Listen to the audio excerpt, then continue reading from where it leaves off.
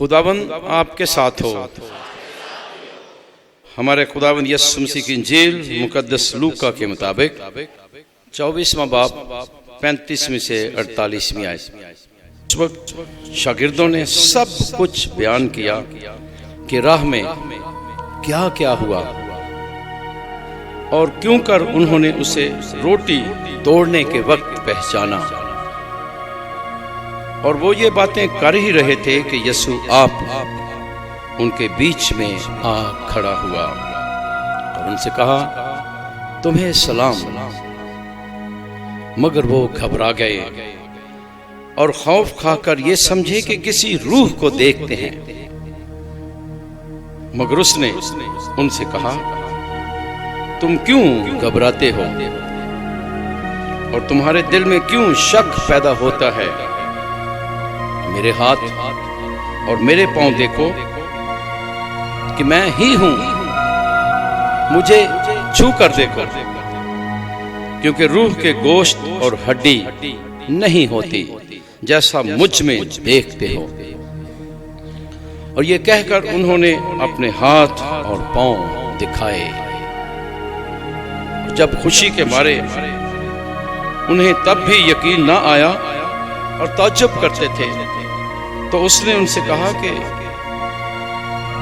यहां तुम्हारे पास कुछ खाने को है? तब उन्होंने भुनी हुई मछली का एक कतला उसे दिया। उसने लेकर उनके सामने खाया और उनसे कहा कि ये मेरी वही बातें हैं जो मैंने तुमसे उस वक्त कही थी जबकि हनूस तुम्हारे साथ था, कि जरूर है कि वो सब कुछ पूरा हो जो मूसा की तौरात और सहाइफे अंबिया और मज़ामीर में मेरे हक में लिखा है।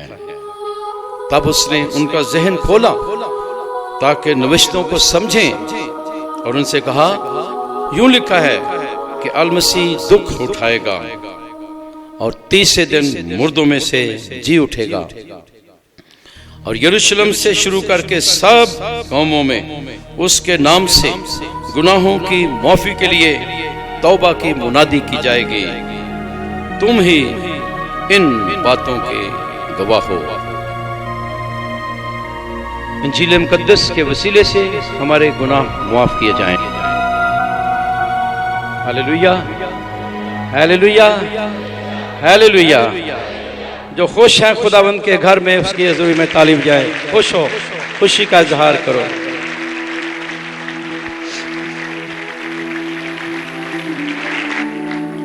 यीशु मुर्दों में से जी उठा है। यीशु मुर्दों में से और जी उठने के बाद वो शागिर्दों पर जाहिर हुआ।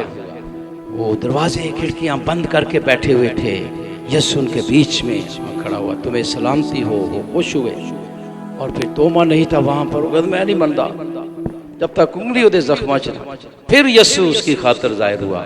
उंगली पास ला, मेरे जख्मों में डाल, गैर मुत्किद नहीं मुत्किद बन। तोमा ने कहा, तू मेरा खुदावंद मेरा खुदा है। ये ऐसा ईमान है जो जी उठे, मसीहा पर ईमान है। आमीन। तो ये और पिछले बार हमने ये भी सुना कि जी उठे मसीहा की जब मुनादी उन्होंने की, लोग मसीह पर ईमान ले आए, नई जिंदगी शुरू की। और नई जिंदगी शुरू करने का क्या सबूत है कि वो नए हो चुके थे, नए इंसान बन गए थे।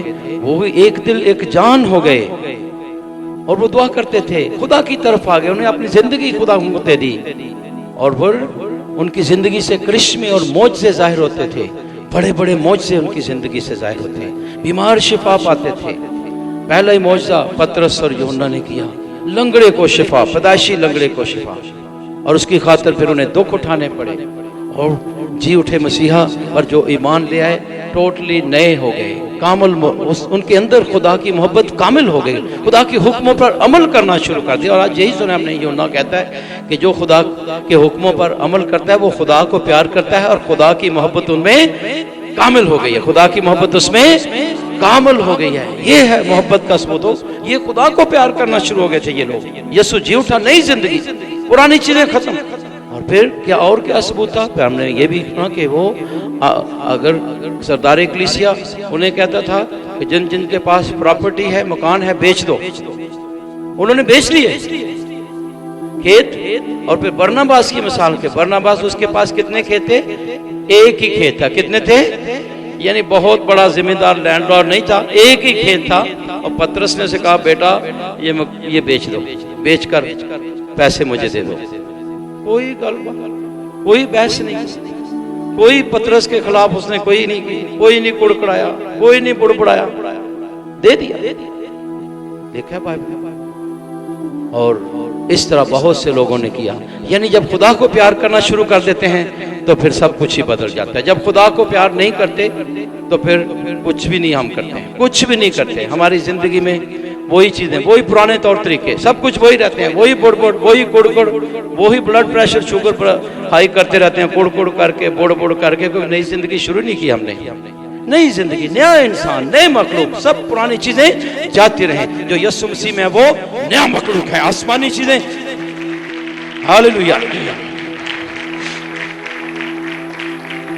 और आज के दौर के हम बरनबास हैं, उन्होंने अपने जमाने में खुदा की आवाज सुनी। आज के दौर के हम बरनबास हैं, आप बरनबास हैं। आज के दौर के आप लोग ने, आपने आज के दौर में खुदा की वफादारी करनी है, ताकि हमारी इस पुश्त से, इस नस्ल से बहुत सी नस्लें बचे, बहुत से लोगों तक कलाम पहुंचे, बहुत से लोगों तक गुनाहों की माफी और निजात की खुशखबरी पहुंचे। नहीं, खुदा हमें चुनता है तो अपनी जिंदगी के लिए नहीं, खुदगर्जी के लिए नहीं। खुदगर्जी मर जाती है यीशु जी उठे पर जब ईमान ले आते हैं, सारी खुदगर्जियां मर जाती हैं। नया इंसान, नया मखलूक, नई सोच, यीशु के लिए जिंदगी गुजारने वाले लोग बन जाते हैं। हालेलुया। ये है, यीशु जी उठा है तो कहें हम भी जी उठे हैं। यीशु जी उठा है, यीशु जी उठा है, यीशु जी उठा है। आप कहें मैं भी जी उठा हूं। यीशु जी उठा है, यीशु जी उठा है। क्या सबूत है? जी उठे हैं। उनमें यह सबूत था, बाइबल हमें बताती है। उनका नाम बाइबल में लिखा है, आपके नाम भी किताब हयात में लिखे गए हैं। अगर उसके मुताबिक है, रसूलों के माल के मुताबिक, यही हमारा नमूना है। वो कलीसिया बनना है, अपनी जड़ों में वापस जाना है। वो हमारी जड़ें हैं रसूलों के माल। यरूशलेम की कलीसिया, पहली कलीसिया वो कैसी थी, इसकी मानद बनना है। आमीन। एक दिल एक जान दे देने वाले, सब कुछ खुदा की नजर कर देने। हमें अपने रहनुमाओं के खिलाफ बातें करने वाले नहीं, वो तो कोई बात ही नहीं। हमने बाइबल में देखे रसूलों के माल, कोई बात ही नहीं, क्योंकि जिंदगी दे चुके थे मसीह को। आमीन। फिर बरकत आती है, फिर बरकत आती है। आमीन। जिंदगी खुदावंद को, जब खुदा के हो गए सब कुछ उसका हो गया। आमीन। हालेलुया। अब इसी पस मंजर में गौर करें, ये पिछले संडे का की दोहराई की है। इसी पस मंजर में आज का कलाम आज हमने मुकद्दस लूका की इंजील सुनी है। कहिए मुकद्दस लूका की इंजील, मुकद्दस लूका की इंजील। आप ध्यान से सुनिए चंद बातें। मुकद्दस लूका ईस्टर संडे के 5 वाक्यात को बयान करता है। ईस्टर संडे के दिन, यानी ईस्टर के दिन 5 वाक्यात हुए। कितने?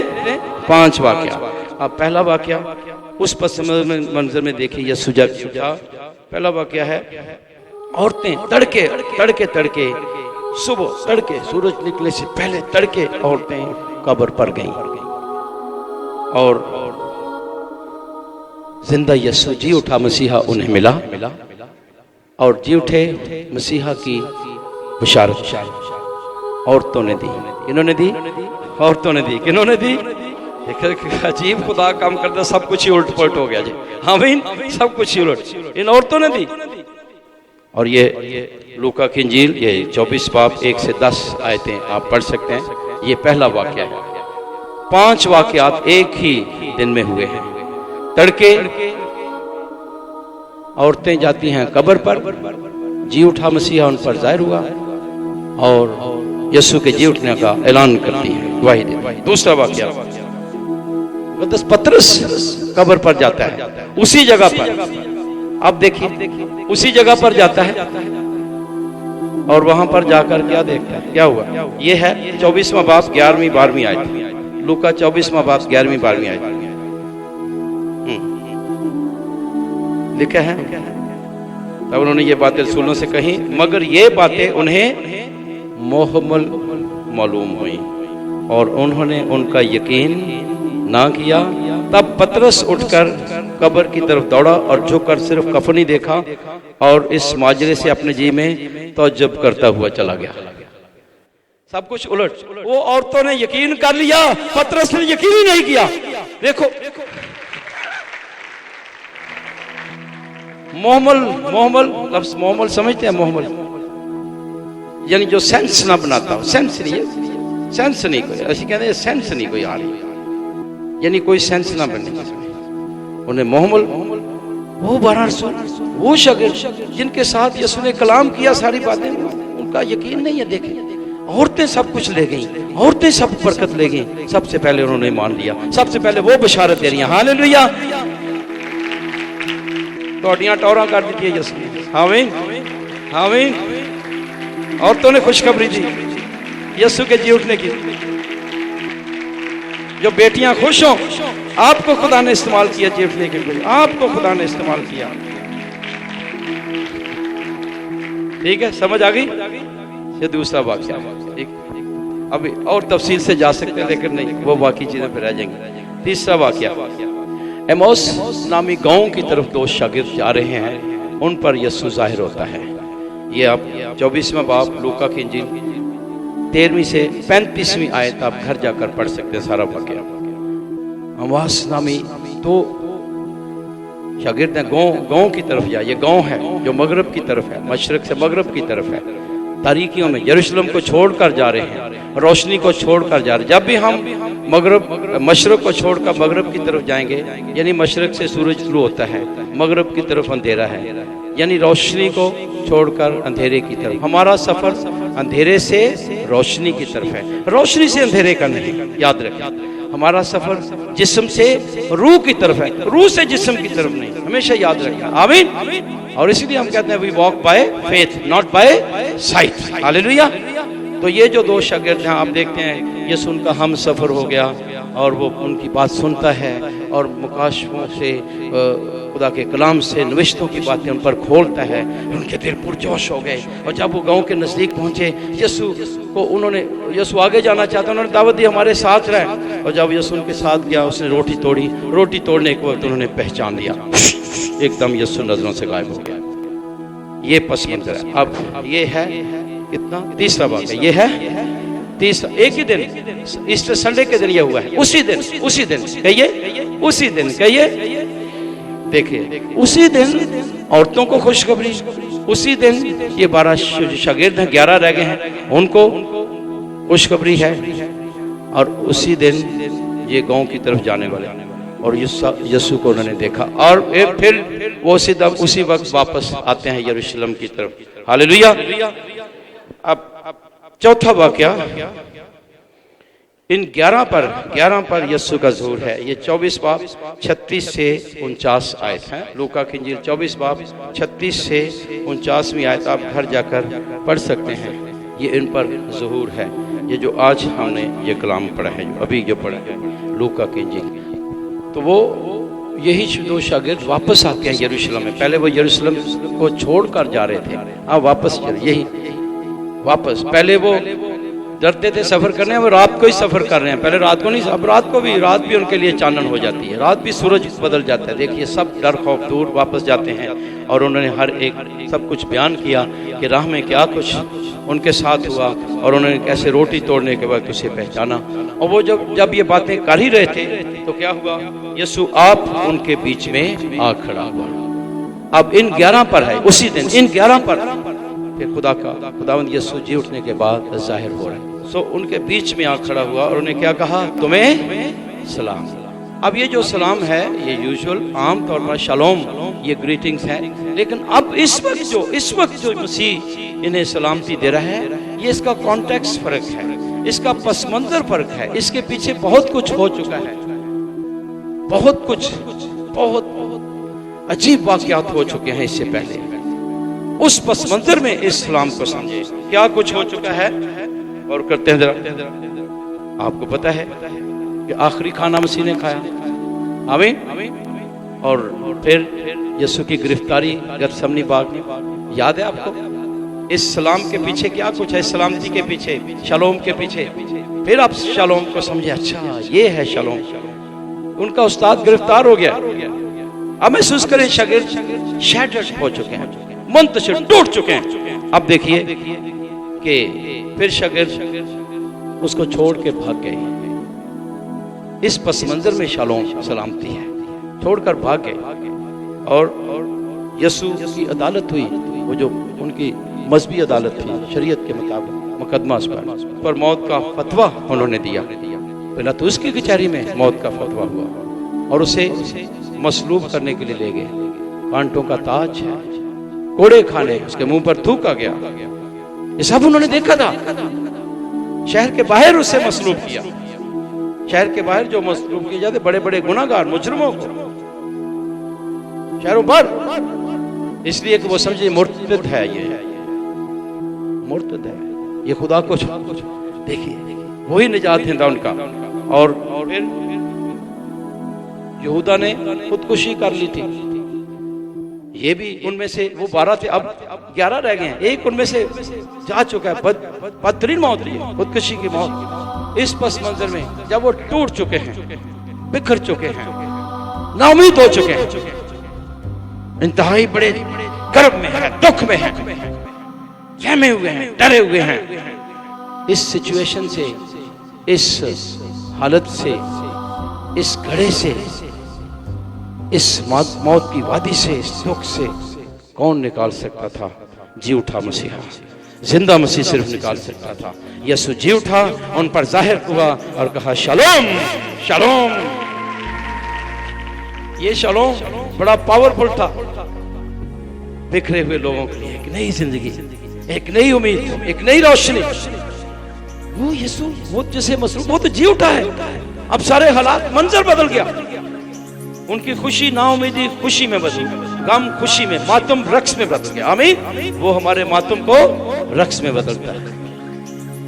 इतनी बड़ी खुशी ये है वो सलामती जो यसू दे रहा है अपने जी उठने की। हमेशा आपकी जिंदगी में भी आप देखिए, सीखे, आपकी जिंदगी में हो सकता है बहुत दुख ही दुख, एक के बाद दूसरा दुख, तीसरा दुख, चौथा दुख, बच्चा बीमार, वो फौतगी हो जाती है, जॉब चला जाता है, वो हादसा हो जाता है, एक के बाद दूसरा, तीसरा, वन आफ्टर द अदर। इस पस मंजर में खुदावंद यसू जो जी उठा है आपको सलामती देता है। उसके पास आओ, वो जी उठा है, आपको जिंदगी देता है, आपके हालात बदलता है, आपके गम को खुशी में बदलता है, आपके मातम को रक्स में बदलता है। आमीन। इसलिए वो हालेलुया का नारा लगाते थे, फतह हो गई। अब वही शागिर्द थे, वही थे बिखरे हुए, इतनी दिलेरी, पाखरू जब मिल गया बाहर जाकर, लानिया गवाही दे रहे हैं। ये है यीशु के जी उठने की कुदरत। यीशु जी उठा है, वो कुदरत रखता है आपको। ये है ट्रांसफॉर्म होना, कहिए ट्रांसफॉर्म हो जाना, तब्दील हो जाना है। मैंने कुछ से पहले इस पर मैसेज पैगाम दिया था, ट्रांसफॉर्म हो जाना, तब्दील हो जाना। हैं वही है लेकिन फर्क हो गए, हैं वही है लेकिन फर्क हो गए। आमीन। यही यीशु हमारे साथ ट्रांसफॉर्म करता है, हमें रद्द नहीं करता है, कंडेम नहीं करता है, गिराता नहीं है, तबाह नहीं करता है, मौत नहीं लाता है, बल्कि जिंदगी लाता है, शिफा देता है। समझते हैं? मैंने बताया था ट्रांसफॉर्म यानी दो रियलिटीज जब मिल जाती हैं एक नई चीज बन जाती है। दो हकीकतें मिलकर एक नई चीज है, वही है लेकिन वो नहीं है, वो फर्क है वही है लेकिन फर्क है वही है लेकिन शागिर्द भी वही है लेकिन फर्क है। ये है ट्रांसफॉर्म, ये है जी उठने का तजर्बा, ये रेजरेक्शन का तजर्बा। आपकी जिंदगी में जब ये तक ये नहीं होगा, आप वही रहेंगे, वही रहोगे, पुराना ही रहोगे। इसलिए जो यीशु मसीह में है वो नया मखलूक है। पुरानी चीजें जाती रही, देखो सब नई हो गई, नया आसमान, नई जमीन, सब कुछ नया हो गया। तालियां यीशु के जलाल के लिए, हालेलुया। देखिए अब इस पस मंजर में आप समझिए ये सलामती, और वो घबरा गए कि शायद किसी रूह को देखते हैं। यीशु ने कहा तुम क्यों घबराते हो, तुम्हारे दिल में क्यों शक पैदा होता है? मेरे हाथ मेरे पांव देखो, मैं ही हूं, मुझे छू कर देखो, क्योंकि रूह के गोश्त और हड्डी नहीं होती जैसा मुझ में देखते हो। और ये कहकर उसने अपने हाथों और पांव को दिखाया। यानी यीशु अगर जी उठा है तो जी उठने के लिए जो रूह है अगर सिर्फ रूह ही है तो फिर यह हकीकत नहीं है जी उठने। रूह को जिस्म की जरूरत है, जैसे किसी भी बुजुर्ग को किसी न किसी जिस्म में आने की जरूरत थी, खुदा के पाक रूह को, उस रूह को भी जिस्म की जरूरत थी, और वो जिस्म समेत जी उठा है। ये कलाम हमें बताता है यीशु जिस्म समेत है वही है, लेकिन फर्क है वही है, लेकिन फर्क है। इसीलिए वो देखते हैं कि ये वही है, शक पैदा होता है वही, लेकिन वो जलाली बदन के साथ जी उठा। कहिए जलाली बदन के साथ, कहिए है वही है, लेकिन फर्क, ट्रांसफॉर्म हो गया, चेंज हो गया है। लेकिन वो जो स्कार्स हैं, जो निशान हैं, वो हैं ताकि वो पहचान सके। यीशु को हम कैसे पहचानोगे? इन निशानों के साथ। वही जख्मों के निशान हैं पसली पर, वो 5 जख्म, वो जख्म, वो यीशु है जिसने हमारे लिए जख्म खाए हैं, वही जी उठा है जलाली बदन के साथ। अब जलाली बदन के साथ थोड़ी सी इस पर गुफ्तगू करता हूँ। क्या है जलाली बदन? जलाली बदन के साथ जी उठा, हर चीज नेचर में जो भी है, कायनात में जब हम देखते हैं, वो इन सब का एक जलाल है। पौलुस रसूल पहला कुरिन्थियों 15वां बाब आप पढ़ें, सर इस यीशु की क़यामत के बारे में जी उठने, हर चीज का एक जलाल है। सितारों का जलाल और है, कायनात का जलाल, परिंदों का जलाल, हर चीज का एक जलाल है। और बीज जब बोया जाता है, जब वो मर जाता है और उगता है और एक नया पौधा निकलता है, वो पौधा है वो ही है, लेकिन फर्क है वही है, लेकिन इसी तरह यीशु मसीह वही है, मर गया है, जी उठा है वही है, लेकिन फर्क है। आप भी जब यीशु मसीह पर ईमान लाते हैं, यीशु मसीह में मरेंगे, वही होंगे, लेकिन फर्क हो जाएंगे, जलाली हो जाएंगे, बिल्कुल बदल जाएंगे, खूबसूरत हो जाएंगे। हालेलुया। ये है जलाली, ये रेज़रेक्शन का तजुर्बा। कहिए रेज़रेक्शन।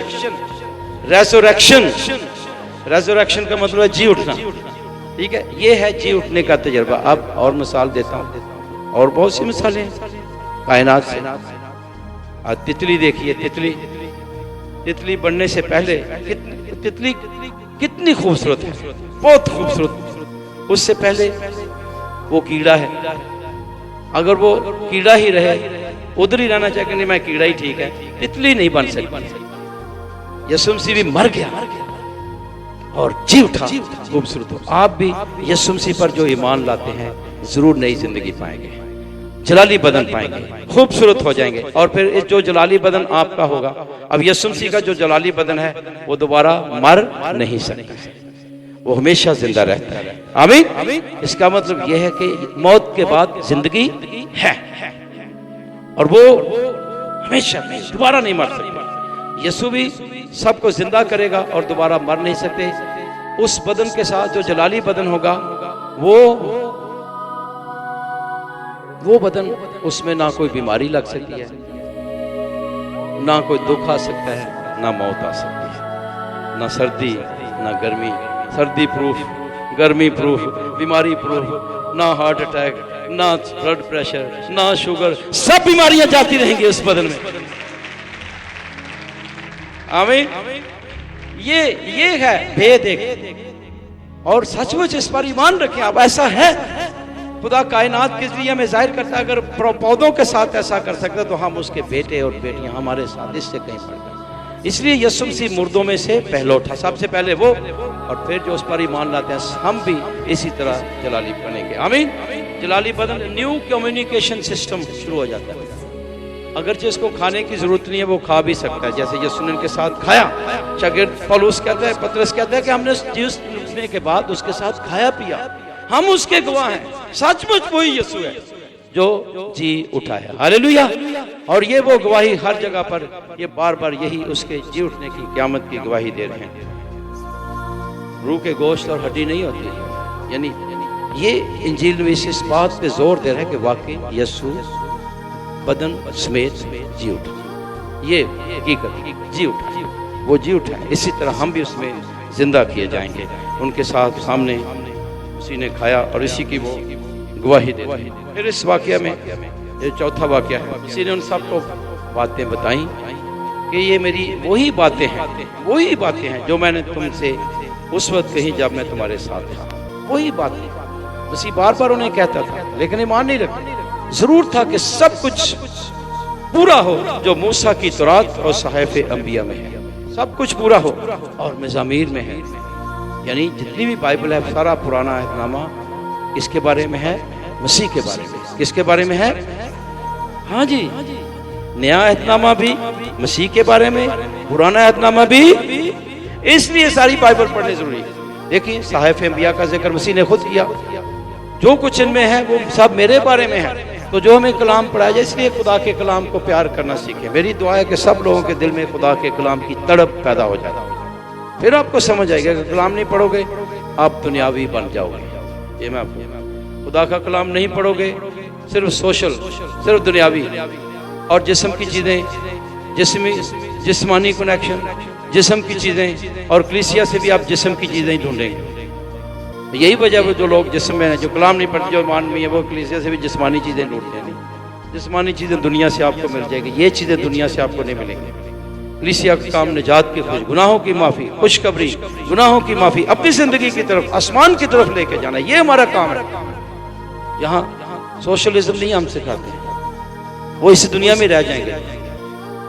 लेकिन जब हम खुदा के हो जाते हैं, इस दुनिया में जिन चीज़ों की ज़रूरत है वो हमें देता है। खुदा की बादशाही खाने पीने की नहीं है, बल्कि रास्तबाजी और सलामती और खुशी की बादशाही है। खुदावंद में खुश होना। हालेलुया। अब देखिए सहाइफ अंबिया को की बात यीशु कर रहा है, उनका जहन खोला ताकि नविश्तों को समझें, और उनसे कहा कि यूं लिखा है कि अल मसीह दुख उठाएगा और तीसरे दिन मुर्दों में से जी उठेगा। ये बाइबल में है, पुराने अहदनामे में ये सारी चीजें पेशन गोइयां हैं मसीह के बारे में। यशायाह नबी और जितने अंबिया हैं सब पेश गोई करते हैं। और फिर ये भी यरूशलेम से शुरू करके सब कौमों में, कहिए सब कौमों में उसके नाम से गुनाहों की माफी के लिए तौबा की मुनादी की जाएगी, तुम ही इन बातों के गवाह हो। यह है चौथा वाकया जो ईस्टर के दिन हुआ। यीशु इन 11 पर जाहिर हुआ और उनके साथ खाया और उनको, उनके जहनों को खोला, खुदा के भेद उन पर खोले, उनको समझ आए कि वाकई सचमुच यीशु मुर्दों में से जी उठा है, सचमुच यीशु मुर्दों में से। तो ऐसे आप इस दुनिया में हैं लेकिन दुनिया के नहीं है। जितना मर्जी उदा हासिल कर लो, ठीक है, दुनिया में खुदा में इज्जत देते हैं, पर खुदावंद में फिर आप खुदा को पकड़े रहेंगे। अगर सिर्फ ओहदों के पीछे भागोगे तो फिर ओहदे में पकड़े रहोगे, तो वो ओहदा चला जाए तो हो समझो हार्ट अटैक हो गया। ओहदा चला जाए, कई ऐसे लोग हैं वो ओहदा चला जाए तो हार्ट अटैक हो जाता है। और अगर खुदावंद को पकड़े रहोगे तो ओहदा चला भी जाए हार्ट अटैक नहीं होगा, बीमारियां नहीं होंगी। छोटी छोटी टेंशन कोई चीज चले जाए, क्योंकि आप जो चीजों को पकड़े रहते हैं उनको ये टेंशन आती है। जो खुदा को पकड़े रहते हैं उनको चले भी जाए सब कुछ, कोई गल नहीं। हाँ भाई, आप भी जानते हो कि मैं भी कई लोगों को जानता हूँ, उनको कोई ओहदा दिया गया, वो जो जब ओहदे से हटाया गया वो समझो कि मर ही चले गए। ये बहुत खतरनाक है। इसी तरह चीजों को भी जो पकड़ के रहते हैं, प्रॉपर्टी, जायदाद को, अगर चली भी जाए इधर कुछ नहीं होगा। मैंने पता है खुदा ने दी और देगा, इससे बेहतर देगा, इससे बेहतर होगा, इससे बेहतर इज्जत। खुदा पर भरोसा करो, खुदा से कनेक्ट रहो, आप तंदुरुस्त रहेंगे। आमीन। चीजों से नहीं, इंसानों से नहीं, खुदा के साथ कनेक्ट रहो जो देने वाला है, सोर्स के साथ कनेक्शन जरूरी है, चीजों के साथ नहीं। ये तो आने जाने वाले, और आस्ता आस्ता आपको पता है जो हम उम्र में आगे जाते हैं सब कुछ जाता रहता है। दांत भी चले जाते हैं, अखां भी चली जाती है, कान भी चले जाते, गोडे गिट्टियां तो भी रह जाते हैं, सब कुछ चला जाता है। और उससे पहले के जाए, पहले ही अपने आप को तैयार करना है, मेरा सब कुछ भी चला जाए तो भी मैं खुदावंद में खुश होऊंगा, खुदावंद में खुश होऊंगा। तो मतलब क्या है कि हमेशा जिंदा यीशु के साथ कनेक्शन रखें, आप उस पर फख्र करें, ना अपनी जवानी पर, ना किसी शख्स पर, ना शोहर पर, ना बीवी पर, ना खेत पर, ना मकान पर, ना किसी ओहदे पर फख्र ना करें। ये चीजें खुदा देता है सिर्फ इस्तेमाल के लिए, ताकि हम इस दुनिया में बेहतर जिंदगी गुजारें। आमीन। यही मकसद है, बेहतर जिंदगी गुजारें। कहिए बेहतर जिंदगी, तरक्की करें इस दुनिया में, खुशहाल हो। लेकिन चीजों को थामने खुदा इसलिए नहीं देता कि हम खुद गर्जी या अपनी जात अपनी सेहत भी खराब करो, अपने आप ही लाते रहो। मंगना है, जो खुदा देंदा फिर असी कुछ भी नहीं करते ही कुछ नहीं होते वास्ते। जिंदगी जाया, पैसे जाया, जवानी जाया, टैलेंट जाया, अखा भी जाया, कान भी जाया, दिमाग भी जाया, सब कुछ जाया कर देते हैं। जिंदा यीशु को पेश करना है। खुदावंद यीशु तो मेरा मालिक है, मुझसे काम ले और तुम ही इन बातों के गवाह होगे। कहिए, तुम ही इन बातों के गवाह होगे, तुम ही इन बातों के गवाह होगे। तो गवाह किसने होना है? जिंदगी यीशु ਨੂੰ दोगे तो फिर नवी जिंदगी शुरू करोगे, फिर गवाह है नहीं कि बस ठीक है चर्च आ गए थे और खुदावंद ने आखिरी नंबर पे आखिरी नंबर पे रखे। तो कैसे बरकत होगी, कैसे गवाह बन सकते? जब तक नई जिंदगी नहीं शुरू करेंगे आपके अंदर सुकून नहीं आ सकता, आपके अंदर बरकत नहीं आ सकती, गुनाहों की माफी नहीं मिल सकती जब तक यीशु को मुकम्मल तौर पर अपनी जिंदगी ना दोगे। याद रखो, अदा नहीं 99% भी नहीं, 100% अपना आप खुदा को देना है, क्योंकि 100% उसने हमें बनाया है। आमीन। और अपनी जिंदगी, नई जिंदगी उसको देनी है। हालेलुया। इसलिए और अब देखिए तौबा की मुनादी की जाएगी, तुम ही इन बातों के गवाह हो। यह है यीशु। और पांचवा वाकया है लूका की इंजील के मुताबिक, वो है पांचवा है यीशु मसीह का आसमान पर उठाया जाना और यीशु मसीह की सरबुलंदी, उसका जलाल, उसकी आसमान पर उठाया जाना और खुदा बाप के दाएं हाथ बैठ गया। ये पांचवा वाक्य एक ही दिन में ये वाकयात हुए हैं। तो सिर्फ कलीसिया हमें हर एक वाकयात की अहमियत जाहिर करने के लिए इन ईदों को अलग अलग करती है। वाकया एक ही है पाशका का, यीशु मसीह मर गया, जी उठा और खुदा बाप के दाएं हाथ बैठ गया। वहां से वो जिंदों मुर्दों की अदालत के लिए और रूल कुद्दस को भेजा और वहां से वो जिंदों मुर्दों की अदालत की। ये एक ही वाकया, कहिए एक। लेकिन उस वाकये की जो अहमियत बयान करने के लिए अलग अलग कलीसिया ने डिवाइड किया है, ताकि अब हम इस भेद पर फोकस करें, जी उठने पर फोकस करें और फिर अब यीशु का ज़हूर उस पर फोकस करें और फिर यीशु का आसमान पर उठाया जाना जो ईद सऊद, ये वो वाकया है। ये इस वाकया पर ईद सऊद के दिन हम गौर करेंगे। आमीन। तो गए ये 5 वाकयात थे जो एक ही दिन में हुए लूका की इंजील के मुताबिक। पहला वाकया क्या था? औरतों पर, हाँ, यीशु मसीह का मुर्दों में से जी उठना और औरतों ने उनका ऐलान की खुशखबरी शागिर्दों को दी। आमीन। और दूसरा वाकया, पतरस कब्र पर जाता है और यकीन नहीं किया, बात यकीन करता है फिर जैसे ठीक है, वही पतरस उसी पे गया तो मेरे बर्रे चढ़ा, उसी को अमामत दी गई थी, उसी को, ठीक है। वो जो बाकी 11 थे उनको नहीं दी गई थी, ठीक है, उनको नहीं, ना इंद्रियास को, ना पौल, ना तोमा को, ना मुकद्दस याकूब को, ना किसी और शख्स, ठीक है। किसको अमामत दी गई थी कलीसिया की? ये बिल्कुल वाज़ेह है, वाज़ेह है बाइबल, वाज़ेह है। उस मसीह को पता है कि एक को हेड बनाना है और उसके इर्द सारी कलीसिया इकट्ठी हो गई। उसने ये नहीं कहा अच्छा चल तोमा तू भी हेड है, इंद्रियास तुम ही हेड है, याकूब तुम ही नहीं, एक को हेड बनाया, एक को। इसलिए तो इत्तेहाद है, ठीक है ना। एक सरदार एक है, लीडर एक होता है, बाकी सारे बाप एक ही होता है, बाकी सब उसके मतहत, उसके रहनुमाई में सारे चलते हैं। आमीन। तो कलीसिया के इत्तेहाद के लिए एक लीडरशिप होना जरूरी है, ठीक है। इक़्तिदार वाला एक के पास है, ठीक है। वज़ीर आज़म एक ही होता है, 2 वज़ीर आज़म मुझे गड़बड़ हो जाएगी, चीफ ऑफ आर्मी स्टाफ भी एक ही होगा, 2 हो जाएंगे तो कितनी गल मनोगे, ठीक है ना। यही तो वजह है, इत्तेहाद नहीं रह सकता फिर, एक, ठीक है। एक लीडर जो रहनुमा होता है वो एक होता है, चरवाहा एक होता है। घर में भी बाप एक ही है, 2 प्यो नहीं हो सकते, एक। उसको खुदा ने सारे अपने घर का इंतजाम चलाने के लिए मुकर्रर किया। आमीन। आप समझते हैं ये चीजें, आप समझते हैं। तो इसलिए पतरस रसूल को, उसी को खुदा ने मुकर्रर किया था। और फिर तीसरा वाकया क्या था? एमाउस के गांव की तरफ जो 2 शागिर्द जा रहे थे उन पर यीशु जाहिर होता है और उन्हें रोटी तोड़ने के वक्त पहचाना। और चौथा वाकया इन 11 पर, अब वो 11 रह गए हैं, ठीक है, इन 11 पर। और ये सारी बातें जो मैंने आपको सिखाई हैं और यीशु ने उनके साथ खाया और वो जिस्म समेत जी उठा, जलाली बदन के साथ। ये हमारा ईमान है। और हम भी देखिए रसूलों के अकीदा में क्या मान रखते हैं? मैं ईमान रखता हूँ जिस्म के जी उठने पर। कौन कौन ईमान रखते हैं जिस्म के जी उठने? वही बात रसूलों के अकीदा में। शाबाश, ये बहुत बड़ी बरकत है, ये बहुत बड़ी कुदरत है, जलाली बदन के साथ जी उठा। तो वही जी उठनगे जिन्होंने जी उठने ते ईमान लिया है, तो जेड़े यीशु नूं जिंदगी देंदे ने, बाकी मुर्दा जे यीशु अगर जी उठा है, हम भी जी उठे हैं। अगर रसूलों के माल की तरह नहीं है तो मुर्दा है, कोई नहीं जी उठे।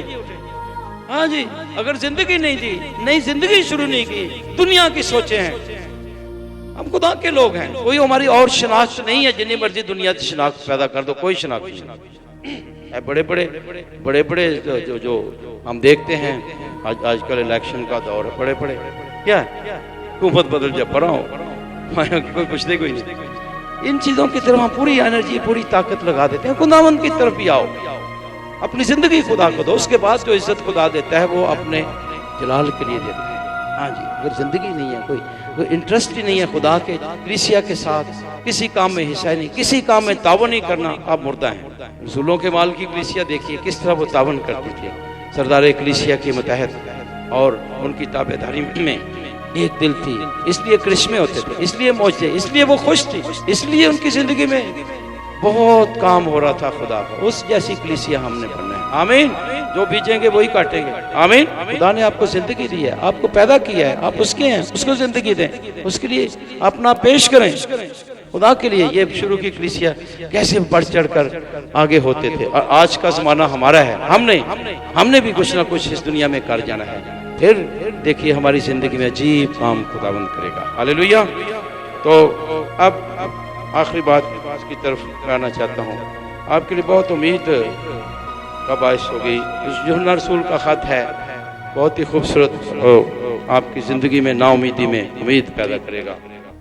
सब आप पहली आयत, ऐ मेरे बच्चों, मैं ये बातें तुम्हें इसलिए लिखता हूँ ताकि तुम गुनाह ना करो। ताकि तुम, ये वजह, उस्ताद अगर हमें रहनुमाई करते हैं, झिड़कते भी हैं, वो उस जिंदगी की तरफ आपको गुनाह ना करें, वरना तबाह हो जाएंगे।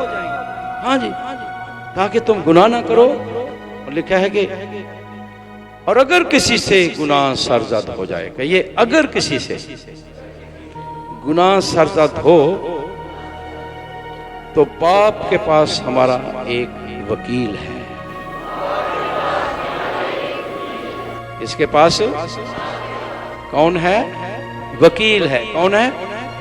तो यीशु वकील है। और वकील का काम आप समझते हैं कि वो मौत से हमें बचाता है, जज के सामने खड़ा हो जाता है, हमारे लिए शिफायत करता है। यीशु मसीह बाप के सामने है। जब हम गुनाह करते हैं तो उसके पास आते हैं, मसीह के पास, वो बाप के सामने हमारी शिफायत करता है और कहता है कि नहीं, ये अपना ही है, मेरे लहू से धुलकर ये पाक हो गया, अब इसका पर कोई जुर्म नहीं, इसको माफ़ी मिल गई है, इसको माफ़ी मिल गई है, कोई जुर्म नहीं। कभी भी ना उम्मीद ना हो, गुनाह हो जाए, बाप के पास हमारा वकील है, उसके पास है, उस नाम से माफ़ी है, उसने हमारे गुनाहों का कफारा दे दिया है, इसीलिए वो मर गया। और इतनी लानती मौत हमारी खातिर कि हम बच जाए, और वो मुर्दों में से जी उठा ताकि हम रास्तबाजी पाएं, कामलियत पाएं, जिंदगी पाएं, शिफा पाएं, बरकत पाएं, सब कुछ पाएं। आमीन। तो इसलिए ना उम्मीद ना हो, इसका मतलब ये नहीं है कि हर वक्त गुनाह करते रहिए। सुनिए मेरी बात, जब हम जिंदा यीशु पर ईमान ले आते हैं तो फिर वो माफ़ी भी मिल जाती है हमें। फर्ज करें, दुनियावी मिसाल देता है, एक बहुत बड़ा मुजरम है, इश्तिहारी मुजरम, ये जो बड़े बड़े मुजरम इश्तिहारी मुजरम हो जाते हैं, और कोई इश्तिहारी मुजरम आखिर ये बड़ा हो गया, मैं बहुत बस थक गया इस जुर्म कर करके, वो खुद ही थाने में जाकर अपने आप को पुलिस के हवाले कर देता है। पुलिस उसके साथ क्या करेगी? क्या उसको माफ़ कर देगी? पुलिस क्या उसको माफ़ कर देगी? उस पर मुकदमा चलाया जाएगा, जितने उसने जुर्म किए हैं FIR काटेगी, मुकदमा चलाया जाएगा, अदालत जितनी भी कोर्ट्स हैं आहिस्ता आहिस्ता, और फिर कोर्ट जो है अदालत उसे सजा सुनाएगी। ठीक है, सुनिए। लेकिन जब मसीह के पास आते हैं, इसलिए तो वो अगर किसी से गुनाह हो जाए, बाप के पास हमारा वकील है। जब मसीह के पास आते हैं, गुनाहों का इकरार करते हैं, उसने हमारी खातिर सजा मसीह को मिल चुकी है। अब इसी का मतलब यही है कि जो यीशु मसीह में है उन पर सजा का हुक्म नहीं। आप मसीह के पास आए हैं, मसीह आपको गिरफ्तार नहीं करेगा उस लिहाज से, दुनियावी की बात है, बल्कि आपको माफ़ी मिलेगी, और ना सिर्फ माफ़ी मिलेगी बल्कि आपको फजल दे देगा। कहिए फजल दे देगा, कहिए फजल दे देगा कि आप गुनाह से ही नफरत शुरू कर देते हैं। ये तौबा है। आमीन। गुनाह से नफरत करना ये तौबा है। ये नहीं है कि माफी मिल गई वापस फिर उठे नहीं। वो गली नूं छड़ देना, वो लोकां नूं छड़ देना, वो राह ही छड़ देना, वो शहर ही छड़ देना, वो आदत ही छड़ देना, उन दोस्तियों को छोड़ देना। मुबारक है वो जो शरीरों की सलाह पर नहीं, ठट्ठाबाजों की मजलिस में दिन रात खुदा की शरीयत का ध्यान देता है और जो कुछ वो करता है वो उस दरख्त की मानंद है जो पानी की नदियों के पास लगाया गया और हर वक्त फल देता है। वो मुरझाता नहीं, सूखता नहीं, जो कुछ वो करता है कामयाब हो। लेकिन शरीर ऐसे नहीं, वो हवा की मानो झोंके में भूसे की तरह उड़ जाते हैं। उनका कोई जितनी मर्जी शरारत कर ले, शरीर का कोई वजूद ही नहीं रहता। खुदा का नाम कायम रहेगा, खुदा की तरफ आओ, जिंदगी उसने दी। हालेलुया। तो ये इसलिए गुनाहों की माफी है, यीशु मसीह में है, उसके पास आना है और वो गुनाहों की माफी देता है। ना उम्मीद ना हो तो नई जिंदगी शुरू करें। बड़ा हो गया, बहुत हो गया, बस इतना ही काफी है। अब नई जिंदगी, नए इंसान, नए मखलूक, नया यरूशलेम, नया वाकंड, नए खानदान, नई जिंदगी, सब कुछ नया। आमीन। जलाली जो यीशु के लहू से जिनके गुनाह माफ होते हैं, यीशु को जो अपनी जिंदगी मसीह को दे चुके हैं, जो अपनी खिदमत पेश कर देते हैं, जो सब कुछ यीशु की नजर कर देते हैं, और यही इसी से खुदा हमारे साथ खुश होगा। आमीन। और किसी डिग्री ना नहीं, और किसी ओहदे ना नहीं। ये खुदा के बेटे होना ये सबसे बड़ा ओहदा है। आमीन। हाँ, अफसरी तो खुदा खुश है ना, खुदा बच्चे को लोग खुश होते हैं। आमीन। बाप आसमानी को ये खुशी की बात है कि आप उसके बच्चे हैं। आमीन। ये रिलेशनशिप जरूरी है खुदा के साथ। शख्स गुनाहों की माफी हो गई और आप खुदा के बेटे और बेटियां बन गए और अब आप पर सजा का हुक्म नहीं। अब खुदा आपको सजा नहीं दे सकते। अपनी जिंदगी के वारिस बन गए, ना सिर्फ इस जिंदगी में बेस्ट, बल्कि आइंदा जहान में हमेशा की जिंदगी। आइए उस जिंदगी का फिक्र करें। जिंदगी खुदा के हाथों में दें, नई जिंदगी शुरू करें। अगर आपकी जिंदगी मसीह को नहीं दी, दें। अगर दे चुके हैं फिर तजदीद करें। हर रोज कहा करें, खुदा आज भी मैं तेरा हूँ, आज भी मैं तेरा हूँ, मुझसे काम ले, मुझे इस्तेमाल कर और अपने लहू से मुझे पाक कर, उसकी गुनाह में रख। Hallelujah, hallelujah.